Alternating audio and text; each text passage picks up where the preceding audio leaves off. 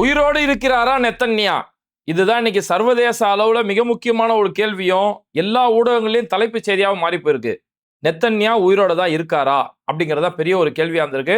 அந்த அளவுக்கு ஈரான் தொடர் தாக்குதல் நடத்திட்டு, எப்பா உங்க பிரதமர் உயிரோட இருக்காரா போய் செக் பண்ணி பாருப்பா அப்படின்ற ஒரு அறிவிப்புமே கொடுத்திருக்காங்க. இப்போ அமெரிக்காவுக்கு வந்திருக்கக்கூடிய அடுத்த ஒரு அதிர்ச்சி என்னன்னா, காலவாரி இருக்கக்கூடிய கத்தார். கத்தார் வந்து இன்னைக்கு அமெரிக்காவுக்கு ஒரு பெரிய இடியை இடிக்கக்கூடிய அளவுக்கு அவங்களுடைய உற்பத்தி இன்னைக்கு நிறுத்தி வச்சிருக்கிறாங்க. இது அமெரிக்காவுக்கு மட்டும் இல்லாம மேற்குலகம் மொத்தமுமே ஆடி போயிருக்கக்கூடிய அளவுக்கு கத்தாருடைய இந்த அறிவிப்பு மாறி போயிருக்கு.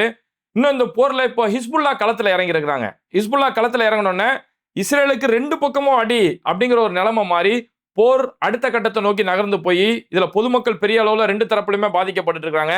இது சம்பந்தமா களத்துல வந்திருக்கக்கூடிய முழுமையான வீடியோ ஆதாரங்களோட தான் இந்த வீடியோல நம்ம பார்க்க போறோம். அதுக்கு முன்னாடி யாரெல்லாம் பேடை டிவியை சப்ஸ்கிரைப் பண்ணாம பாக்குறீங்களோ அவங்க மறக்காம சப்ஸ்கிரைப் பண்ணிட்டு நம்ம பேடை டிவியோட வாட்ஸ்அப் சேனலோட லிங்க் முதல் கமெண்ட்ல இருக்கு. அந்த வாட்ஸ்அப் சேனல்ல இணைஞ்சிட்டீங்கனாலும் உங்களுக்கு இந்த போர் சம்பந்தமாகவும் அன்றாட செய்திகள் சம்பந்தமாகவும் அப்டேட் உங்களுக்கு வந்துகிட்டே இருக்கும். இப்போ ஈரான் இன்னைக்கு காலையில ஈரான் தங்களுடைய 10th வேவ் 10வது அலைன்னு சொல்லக்கூடிய அவங்களோட தாக்குதல் ஆரம்பிச்சிருக்காங்க. அதுக்காக அவங்க பிரத்யேகமா யூஸ் பண்ணப்பட்ட அந்த மிசைல் ஹைபர் அப்படின்னு சொல்லக்கூடிய அந்த ஹைபர்னு சொல்லக்கூடிய ஒரு மிசைல் அவங்க லான்ச் பண்றாங்க. ரொம்ப அதிநுட்ப தொழில்நுட்பம் கொண்ட ஒரு மிசைல் அவங்க லான்ச் பண்றாங்க. இந்த மிசைலுடைய டார்கெட் முழுக்கவே ஜெருசலம் தான். ஏன்னா இந்த ஜெருசலத்தை தான் யூதர்கள் குறிப்பா இந்த ஜியோனிஸ்ட் பெரிய அளவில் கொண்டாடிட்டு இருப்பாங்க.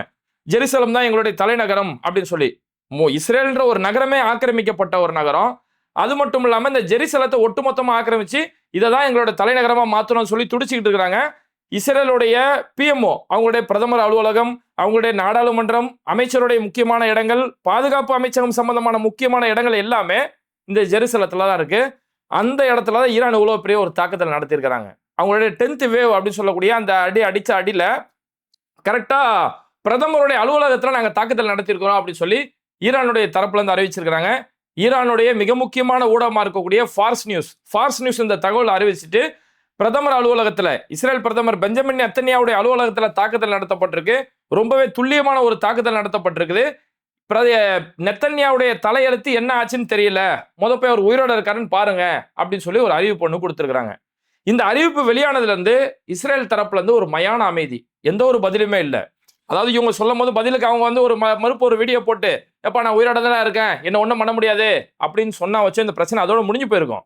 ஆனா இஸ்ரேல் தரப்புல இருந்து இப்போ வரைக்கும் எந்த ஒரு பதிலுமே வராததால உண்மையாலே நெத்தன்யாவுக்கு ஏதாவது ஆயிருச்சா? கரெக்டா பிரதமர் அலுவலகம், ஏன்னா கமேனி இருக்கக்கூடிய இடங்கள், அதே மாதிரி அவங்களுடைய ஜனாதிபதி, முன்னாள் ஜனாதிபதி, ஐஆர்ஜிசியோட பில்டிங் எல்லாமே அவங்களுடைய பாதுகாப்பு அம்சங்கள் சார்ந்த இடங்கள்ல அவங்க இஸ்ரேல் தாக்குதல் நடத்தினதால கரெக்டா பிரதமர் அலுவலகத்தை நோக்கி அவங்களுடைய நாடாளுமன்றம் இருக்கக்கூடிய இடங்கள் நோக்கி இன்னைக்கு ஈரான் நடத்திருக்கக்கூடிய இந்த தாக்குதலால இஸ்ரேல நிலக்குழிஞ்சு போய் கிடக்குறாங்க. அப்ப இவ்வளவு பெரிய ஒரு தாக்குதல் நடந்துருச்சு. ஆனா இஸ்ரேல் தரப்புல இருந்து எந்த ஒரு பதிலுமே வரல.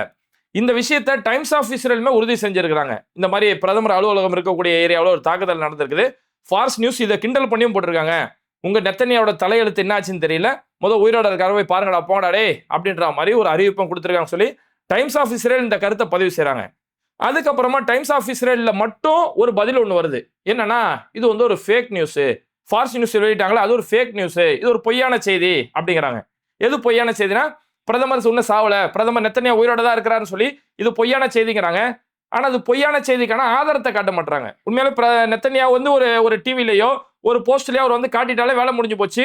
ஆனா இப்போ வரைக்கும் நெத்தன்யா வெளியில வராம இருக்கிறது பல வகையான சந்தேகங்களை இங்க கொண்டு வந்துகிட்டே இருக்குது. இது மட்டும் இல்லாம நெத்தன்யாவுடைய பயணங்கள் இந்த இடத்துல ரத்து செய்யப்பட்டு இருக்குது. ஏன்னா நெத்தன்யாவை பொறுத்த வரைக்கும் இன்னைக்கு நெத்தன்யாவுடைய பயணம் வந்து பெய்ட் ஷெமெஷ் அப்படின்னு சொல்லக்கூடிய இஸ்ரேலுடைய மையப்பகுதி, அது இஸ்ரேலுடைய மத்திய இஸ்ரேலில் இருக்கக்கூடிய பெய்ட் ஷெமெஷ் அந்த பகுதிக்கு இன்னைக்கு நெத்தன்யா போறாரு அப்படிங்கிற ஒரு அறிவிப்பு வந்தது. தன்னோட பயணத்தையுமே இன்னைக்கு நெத்தன்யா ரத்து செஞ்சிருக்கிறாரு. அப்ப நெத்தன்யா பயணத்தையுமே ரத்து செய்யறாருன்னு போது இந்த சந்தேகம் இன்னும் வலுக்குது. ஆனா அவர் பயணத்தை ரத்து செய்யறதுக்கு முக்கிய காரணமே என்னன்னா பெய்ட் ஷெமெஷ் தான் செம்மாடி. நேற்று வீடியோல கூட நம்ம சொல்லியிருந்தோம், பெய்ட் ஷெமெஷ்ல அடிச்ச அடி, ஈரானோட ஒரு மிசைல் டைரக்டா போய் அடிச்ச அடி, லாங் ஷாட்ல இருந்து அது அப்படியே போய் பெரிய ஒரு ஏவுகணை அந்த இடத்துல போய் விழுந்து முடிச்சதுக்கு பிறகு அங்க க்ளோஸ் ஷாட்ல என்ன இருக்கு அப்படின்னு போய் பார்க்கும்போது அந்த ஏரியாவே ஒட்டுமொத்தமா உருக்குலைஞ்சு போய் கிட்டத்தட்ட எலும்பு கூடுகள் மாதிரி அந்த இடத்துல வெறும் எலும்பு கூடுகள் தான் இருக்குது. வேற அந்த ஏரியால ஒண்ணுமே இல்லைன்னு சொல்லக்கூடிய அளவுக்கு பெய்ட் ஷெமெஷ் பெரிய அளவிலான ஒரு பாதிப்புகளை சந்திச்சிட்டு இருக்குது. அப்ப இப்பேற்பட்ட பாதிப்புகள் நடக்கும்போது இன்னும் நம்ம அங்க போனோம்னா இன்னும் கொலநாசம் அப்படிங்கிற மாதிரிதான் நெத்தன்யா தன்னோட பயணத்தையே ரத்து செஞ்சிருக்கிறாரு அப்படிங்கிற ஒரு தகவல் இன்னைக்கு அந்த இடத்துல இருந்து வந்துட்டு இருக்குது.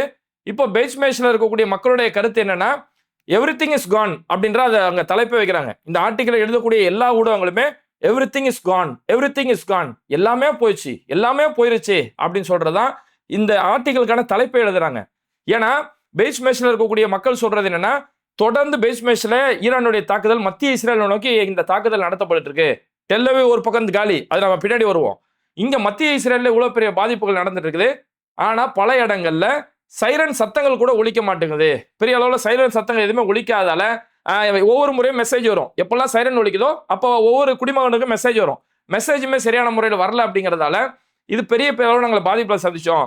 நேற்று நைட்டு கூட 9 பேர் இந்த இடத்துல கொல்லப்பட்டுட்டாங்க அப்படிங்கிற அந்த தகவல் வந்தோடனே இன்னைக்கு நெத்தன்யா மேல இஸ்ரேலிய மக்களே ஒரு அவமதிப்புல, ஒரு பெரிய அளவிலான அவநம்பிக்கையில அந்த மக்கள் இருந்து இருக்கக்கூடிய ஒரு நிலைமையில தான் இன்னைக்கு இஸ்ரேலோட அந்த நிலைமை இருந்துட்டு இருக்குது. அந்த பெய்ச்மேஷ்ல பல செவர்கள் காலி, வீடு இடிஞ்சு விழுந்து போய், சுவர்கள் இடிஞ்சு விழுந்து போய், அவங்களுடைய கார் பயன்பாடு இங்க தப்பிச்சு போலாம் அப்படின்னாலும் அந்த ஏரியாவில் இருக்கக்கூடிய கார்லாம் கண்டம் அப்படின்னு சொல்லக்கூடிய அளவுக்கு அவ்வளவு பெரிய பாதிப்புகளை சந்திச்சிருக்கு. இந்த பாதிப்புடைய தரவுகள் எல்லாத்தையுமே டைம்ஸ் ஆஃப் இஸ்ரேல இந்த விஷயத்தை உறுதி செஞ்சிருக்கிறாங்க. அடுத்து பார்த்தோம்னா ஜெருசலத்துல மிகப்பெரிய ஒரு பாதிப்பு இன்னைக்கு இஸ்ரேல சந்திச்சுட்டு இருக்கிறாங்க. ஏன்னா அவங்க எங்களோட தலைநகர ஜெருசலம் அப்படின்னு பெருமா பித்துவாங்க இல்லையா, அந்த ஜெருசலம் முழுக்கவே சிவப்பு எச்சரிக்கை, பெரிய அளவிலான ஜெருசலம் முழுக்கவே அங்க அந்த அலாரம் சைரன் சத்தங்கள் ஒலிக்கப்பட்டுக்கிட்டு. ஏன்னா இந்த ஜெருசலம் டார்கெட் பண்ற காரணம் என்னன்னா, நெத்தனியா தான் டார்கெட். நெத்தனியாவை டார்கெட் பண்றதுக்காக ஜெருசலம் முழுக்கவே நேற்று சைரன் சத்தங்கள் தொடர்ந்து ஒலிக்கப்பட்டுக்கிட்டே இருந்தது. அதுல ஒரு மிசைல் ஒண்ணு, அந்த மிசைல் வந்து உழுவக்கூடிய நேரத்துல அயன்டோம் இங்க இருந்து போய் இடம் மறிக்குது, போய் இடம் மறிக்குது. ஆனா இடை மறிச்சாலும் ஒரு மிசைல் சரியான வேகத்துல வந்து அந்த இடத்துல வந்து உழுவுது. ஜெருசலத்தோட நகரத்துல வந்து அப்படி விழுவும் போது வெடிச்சு செதறுது. இந்த வீடியோவை எடுக்கக்கூடிய அந்த இஸ்ரேலிய குடிமக்கள் தான் கதறாங்க, ஓ மை காட் சொல்லி கதறிட்டு இருக்காங்க. அந்த வீடியோவில் வரக்கூடிய வாய்ஸை கேட்டாலே தெரியும், அவ்வளோ ஓ மை காட் சொல்லி கதறி துடிச்சுக்கிட்டு இருக்கக்கூடிய அளவுக்கு ஜெருசலம் ஃபுல்லாவே இன்னைக்கு இரவு வந்ததுலேருந்து ஜெருசலம் மிகப்பெரிய ஒரு தாக்குதலை சந்திச்சுக்கிட்டு இருக்குது.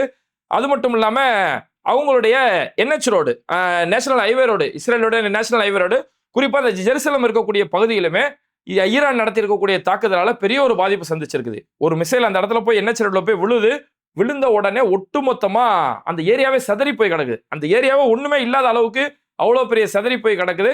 அந்த மிசைல் விழுந்த இடம் அவ்வளவு பெரிய ஒரு பள்ளத்தை ஏற்படுத்தியிருக்கு. அந்த அளவுக்கு ஈரானுடைய ஒவ்வொரு ஆயுதங்களுமே ரொம்ப தொழில்நுட்பம் வாய்ந்ததாகவும் ரொம்ப சக்தி வாய்ந்த ஆயுதமாக தான் ஈரான் பயன்படுத்தி இருக்காங்கன்றத ஈரானுடைய ஒவ்வொரு அடிகள் மூலியமாவே இது மூலியமா நமக்கு தெரிஞ்சுக்க முடியுது.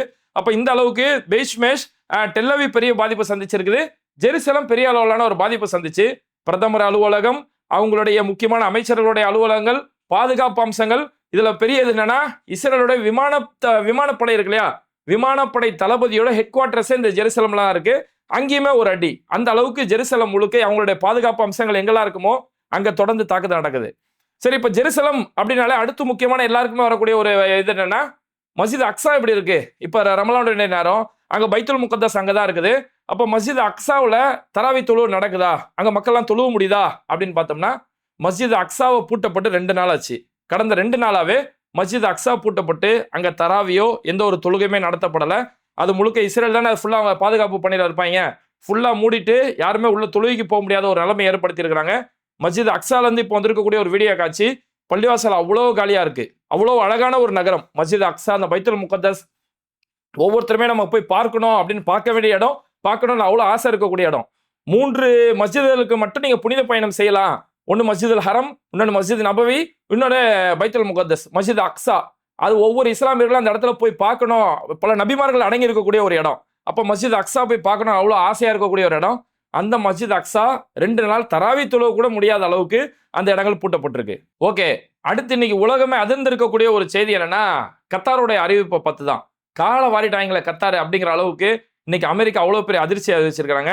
கத்தாருடைய அறிவிப்பு என்னன்னா, எங்களுடைய எல்என்ஜி உற்பத்தி, இந்த எல்என்ஜியோட உற்பத்தி, கேஸ் உற்பத்தியை ஒட்டுமொத்தமாக நாங்கள் நிறுத்த போறோம். தொடர்ந்து ஈரானுடைய தாக்குதல், இந்த போர் நடந்துட்டு இருக்கிறதால கத்தாரில் இருக்கக்கூடிய அமெரிக்காவுடைய மிலிட்ரி பேஸ், அமெரிக்காவுடைய ஸ்பேஸ் எங்கெல்லாம் இருக்கோ அங்கெல்லாமே தாக்குதல் நடத்தப்பட்டு இருக்கு. இதனால இந்த கேஸ் உற்பத்தியில ஏதாவது ஒரு பாதிப்பு ஏற்படலாம், அது நாட்டுக்கே பெரிய ஆபத்து ஏற்படலான்றதுக்காக கத்தார் அரசு சார்பில் வந்து அவங்களுடைய எல்என்ஜி கேஸ் உற்பத்தியை நாங்கள் தற்காலிகமாக நிறுத்துறோம் அப்படின்னு சொல்லி ஒட்டுமொத்தமாக கடை இழுத்து சாத்தி வச்சிருக்கிறாங்க. இதனால இன்னைக்கு உலக வர்த்தமே பெரிய அளவில் முடங்கி போய் உலகமே இன்னைக்கு பெரிய அளவிலான ஒரு பாதிப்பு சந்திக்கக்கூடிய ஒரு விஷயமா மாறி போயிருக்கு. கத்தார் அரசு சார்பில் அவங்க அதிகாரப்பூர்வமாக அறிவிக்கக்கூடிய நேரத்திலேயே 2 இடங்களை அவங்க குறிப்பிடுறாங்க. ராஸ் லஃபான் மசாயித் இண்டஸ்ட்ரியல், இது 2 இடங்கள்லையுமே ஈரான் ட்ரோன் தாக்குதல் நடத்தினாங்க. அந்த 2 இடங்களுமே ட்ரோன் தாக்குதல் பதிவாகப்பட்டது. அதுக்கு முன்னாடி அமெரிக்காவுடைய மிலிட்டரி பேஸ் அங்க இருக்குது, அந்த ராணுவ தளவாடம், அந்த இடங்கள்லையுமே ஒரு தாக்குதல் நடத்தப்பட்டது. அப்ப இப்படி பல இடங்கள்ல தாக்குதல் நடத்தும் போது இது கேஸ் உற்பத்தி செய்யக்கூடிய இடம், இந்த இடத்துல தாக்குதல் நடத்தப்பட்டுட்டா இது பெரிய பாதிப்பு சந்திச்சிருங்கிறதுக்காக நாங்க தற்காலிகமா மூடிடுறோம் அப்படின்னு ஒரு அறிவிப்பு கொடுக்குறாங்க. இந்த அறிவிப்பால இன்னைக்கு உலக வர்த்தகமே பெரிய அளவுல பாதிக்கப்பட்டிருக்கு. எல்என்ஜி கேஸோடைய விலை கிட்டத்தட்ட 45% அளவுக்கு, இந்த அறிவிப்பு கொடுத்த கொஞ்ச நேரத்திலேயே 45% அளவுக்கு எல்என்ஜி கேஸோடைய உற்பத்தி பாதிக்கப்பட்டிருக்கு. ஏன்னா உலகம் முழுக்க இந்த கேஸ் உற்பத்தி, கேஸ் வணிகம், கேஸ் போக்குவரத்து இது எல்லாமே கத்தார் தான் அதில் பெரும்பங்காற்றிக்கிட்டு இருக்காங்க. உலகம் முழுக்க எவ்வளவு கேஸ் பயன்படுத்தப்படுதோ அதுல 20% கத்தார்ல தான் எல்லாருமே பயன்படுறாங்க. இது எந்த நாடெல்லாம் கத்தார் மூலியமா பயன்படுறாங்க அப்படிங்கிற போது யூரோப்பும் பெரிய அளவுல கத்தார் மூலியமா பயனடைஞ்சிட்டு இருக்காங்க. ஜப்பான், இந்தியாவுக்குமே கத்தார்ல இருந்தா முக்கிய பங்கு. இந்தியா, சவுத் கொரியா, சைனா, இது மாதிரியான முக்கிய நாடுகள் எல்லாருமே அந்த எல்என்ஜி கத்தார் மூலியமா தான் பயனடைஞ்சிட்டு இருக்காங்க. கத்தார்ல இருந்து வாங்கிட்டு இருக்கிறதால இன்னைக்கு கத்தார் எல்என்ஜியை நாங்கள் ஒட்டுமொத்தமா நிறுத்திடுறோம் அப்படின்னு சொன்னதால உலக வர்த்தகம் பெரிய அளவுல பாதிக்கப்பட்டு கிட்டத்தட்ட 45 நேத்துக்கும் இன்னைக்கு பார்த்தோம்னா 45% விலை உயர்வு அப்படின்ற ஒரு கட்டத்தை அடைஞ்சிருக்கிறதால இன்னைக்கு இது ஒரு உலக அழுத்தமா மாறி போயிருக்குது. உலக அழுத்தமா மாறி போய் இந்த போர் உடனே நிறுத்தணும். ஏன்னா கேஸ் உயர்வு அப்படின்னா கேஸோட நின்றாது, கேஸ் உயர்ந்தா பெட்ரோல் விலை உயரும். ஆல்ரெடி அங்க ஹொர்முஸ் அங்க ஒட்டுமொத்தமா மூடப்பட்டிருக்கிறதால ஆல்ரெடி பெட்ரோலோட விலை உயர்ந்துட்டு இருக்குது. இன்னும் இப்ப கேஸ்னால பெட்ரோல் இன்னும் பெரிய அளவுல விலை உயரும். இதெல்லாம் விலை உயர்ந்துச்சுன்னா மருந்துல இருந்து மளிகை சாமான் வரைக்கும் எல்லா அத்தியாவசிய பொருளை விலை உயரும். அதனால இந்த போர் உடனடியாக நிறுத்தப்படணும்னு சொல்லி உலகளாவிய அளவுல இன்னைக்கு அழுத்தங்கள் வந்துட்டு இருக்குது. இன்னைக்கு ஈரான் ஒவ்வொரு இடங்கள் அடிக்கிறாங்களே, கத்தார் அடிக்கிறதோ, சவுதி அடிக்கிறதோ, அபுதாபியில் அடிக்கிறதோ, இது எல்லாமே அமெரிக்காவுடைய இந்த உலகளாவிய அழுத்தம் ஏற்படுறதுக்காகவும், அமெரிக்காவுக்கு ஒண்ணுமே இல்லை. ஏன்னா இப்போ அரபு நாடுகள் எதுக்கு அமெரிக்காவுக்கு ஒரு பேஸ் அங்க உற்பத்தி வச்சிருக்காங்க, ஒரு மிலிட்டரி பேஸோ ஒரு ஏர்கிராஃப்டோ எல்லாமே ஏன் அமெரிக்காவுக்கு இடம் கொடுத்து வச்சிருக்காங்கன்னா நம்மள பாதுகாப்பா அப்படின்றதால தானே. ஆனா அமெரிக்காவால தன்னையே பாதுகாக்க முடியல அப்படிங்கிற ஒரு உண்மையுமே இன்னைக்கு ஈரான் நிகழ்த்து காட்டிட்டு இருக்காங்க. சரி, அடுத்து டெல் அவீவ்ல இருந்து வந்திருக்கக்கூடிய முக்கியமான வீடியோக்கள். இன்னைக்கு இஸ்ரேல் தலைநகர் டெல் அவீவ் இரவு ஆனாலே இஸ்ரேல் தலைநகர் எரிஞ்சுக்கிட்டு இருக்கு அப்படின்ற ஒரு நிலைமை தான். ராய்டர்ஸ்ல இருந்து இப்போ வந்திருக்கக்கூடிய ஒரு வீடியோ, அந்த டெல் அவீவ்ல ஈரான் நடத்திருக்கக்கூடிய அந்த தாக்குதலால டெல் அவீவ் அப்படியே கொழுந்து விட்டு எரியுது. அவங்களுடைய மீட்பு படையினர் அந்த தீயை அணைக்கிறது பெரிய அளவிலான போராட்டம் பண்றாங்க. தண்ணி அடிச்சு கேஸ் மூலயமா என்னென்னவோ செஞ்சிட்டு இருக்காங்க. அந்த தீயை அவங்களால அணைக்க முடியல. தீக்கு பின்னாடி பார்த்தோம்னா கட்டட இடிபாடு ஒரு பக்கம். இவங்க தீ அணைக்கிறதே பெரிய போராட்டமா இருக்கு. இதுக்கப்புறம் தீ அணைச்சு அதுக்கப்புறம் அந்த கட்டட இடிபாடுகளை சரி செஞ்சு அதெல்லாம் குப்பலாரியில் அள்ளிட்டு போய் இவ்வளவு பெரிய பாதிப்புகளை இன்னைக்கு இஸ்ரேல் சந்திச்சுட்டு இருக்கக்கூடிய அளவுக்கு ஒரு கடுமையான தாக்கத்தை இன்னைக்கு ஈரான் கொடுத்துருக்காங்க. அதான் சொன்னாங்களே, நீங்க எதிர்பார்க்காத அளவுக்கு நாங்க பதிலடி கொடுப்போம் சொன்னாங்களே, அது உண்மையால் நிகழ்த்தி காட்டிட்டு இருக்கக்கூடிய அளவுக்கு தான் டெல் அவீவ் இரவானாலே ஃபுல்லா அந்த இடத்துல அந்த வீடியோ பார்த்தோம்னா பேக்ரவுண்ட் வாய்ஸை பார்த்தோம்னா ஒரு ஓலமா தான் இருக்குது. வெறும் கத்திக்கிட்டு சைரன் சத்தங்கள் ஒரு பக்கம், அங்க இருக்கக்கூடிய இஸ்ரேலியர்களுடைய சத்தங்கள் ஒரு பக்கம், மீட்பு படையினர் ஒரு பக்கம் கத்துறாங்க. இதுக்கு மத்தியில அந்த நெருப்பை அணைச்சிக்கிட்டு அவ்வளவு பெரிய பெரும்பாடு இரவானாலே எரிஞ்சுக்கிட்டு இருக்கு அப்படிங்கிற ஒரு நிலைமை. அதான் காசாவுக்கு என்னெல்லாம் அநியாயம் பண்ணீங்கடா அப்படிங்கிறத நீ உலக மக்கள் பார்த்துருக்காங்க. காசாவை எவ்வளவு போட்டு கொடூரம் பண்ணீங்க, நல்லா வேணும்டா உங்களுக்கு அப்படிங்கிற மாதிரி இன்னைக்கு உலக மக்கள் அதை பார்த்து ரசிக்கக்கூடிய ஒரு நிலைமையா தான் இன்னைக்கு இஸ்ரேலோட நிலைமை மாறி போயிருக்குது. அது இல்லாம இஸ்ரேலில் இருக்கக்கூடிய முக்கியமான ஊடகமா இருக்கக்கூடிய சேனல் 14 இந்த பாதிப்பை இன்னைக்கு பதிவு செய்ய ஆரம்பிச்சிட்டாங்க. அதுவும் ஒவ்வொரு வீடியோவா காட்டினா லேட் ஆகும்னு சொல்லி 3 வீடியோ ஒன்னா வச்சு காட்டுறாங்க. 3 வீடியோ ஒன்னா அடிச்சு நேற்று முழுக்க ஜெருசலம், டெல் அவீவ் இது மாதிரியான பல இடங்கள்ல பெரிய அளவிலான பாதிப்புகள் நடந்துட்டு இருக்குது, பெரிய அளவிலான தீப்பிழம்புகள் எரிஞ்சுக்கிட்டு இருக்கு அப்படிங்கிற அந்த விஷயத்தை காட்டுறாங்க. அதே மாதிரி இஸ்ரேல் டெல் அவீவ்ல ஈரான் தாக்குதல் நடத்தும் போது வரிசையா தான் அடிக்கிறாங்க. அவங்க முழுக்க ஒரு மிசைல் அப்படியே வரிசையா சடன்னு ஒரு 100கணக்கான மிசைல் அந்த இடத்துல வருது. அயன்டோம் குறுக்கில் வழிமறைச்சாலும் 100கணக்கான மிசைல் வரும்போது அயன்டோமால உண்மை செய்ய முடியல.